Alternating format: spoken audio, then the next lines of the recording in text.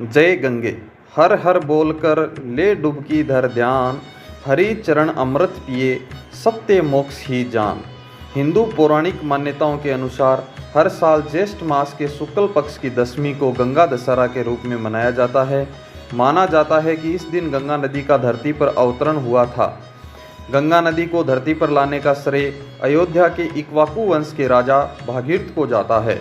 क्या आप जानते हैं क्या वजह थी जिस कारण भागीरथ ने गंगा को धरती पर लाने की ठानी? नमस्कार मित्रों, आपके अपने YouTube चैनल में आपका बहुत बहुत स्वागत।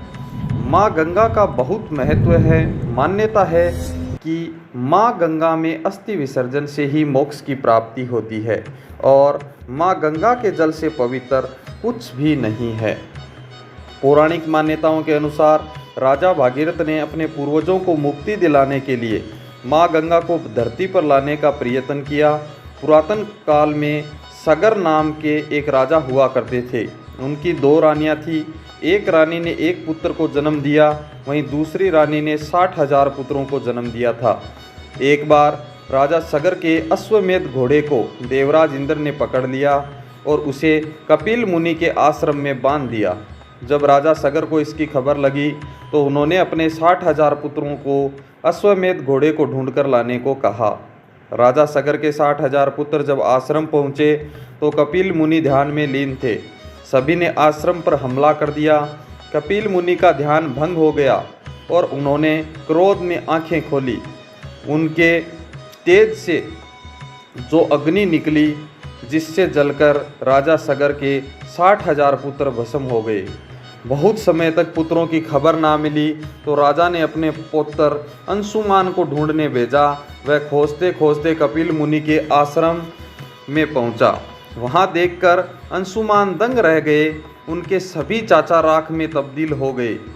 तभी वहां से पक्षीराज गरुड़ उड़ते हुए आए और उन्होंने कहा कि इनका उद्धार माँ गंगा के जल से ही हो सकता है। अंशुमान ने हिमालय में जाकर माँ गंगा को धरती पर लाने के लिए कठोर तप किया पर सफल नहीं हुए। फिर उनके पुत्र दिलीप ने भी हिमालय में तप किया पर उन्हें भी किसी भी तरह की सफलता नहीं मिली।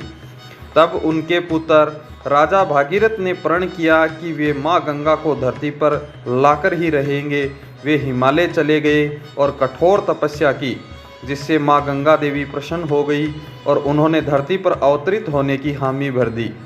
पर माँ गंगा नदी का वेग बहुत तेज था, जिसे सिर्फ भगवान शिव ही संभाल सकते थे। इसके बाद भागीरथ जी ने भगवान शिव को प्रसन्न करने के लिए 1 वर्ष तक अंगूठे पर खड़े होकर तपस्या की। इस दौरान उन्होंने कुछ भी ग्रहण नहीं किया। शिवजी भागीरथ जी से प्रसन्न हुए और माँ गंगा को धरती पर लाने में मदद के लिए राजी हो गए। तब ब्रह्मा जी ने कमंडल से गंगा की धार छोड़ी और शिवजी ने अपनी जटा में धारण कर लिया। कुछ समय बाद शिवजी ने अपनी एक जटा खोली। फिर माँ गंगा धरती पर अवतरित हुई और वो दिन ज्येष्ठ शुक्ल दशमी का था, जिसे गंगा दशहरा के रूप में मनाते हैं। गंगा नदी के धरती पर आने के बाद राजा भागीरथ ने हिमालय से उसका रास्ता बनाया और अपने पूर्वजों को गंगा नदी के पवित्र जल से तर्पण किया, उन्हें मुक्ति दिलाई। वीडियो अच्छा लगा तो लाइक, शेयर, सब्सक्राइब जरूर कीजिएगा। आभार, अभिनंदन।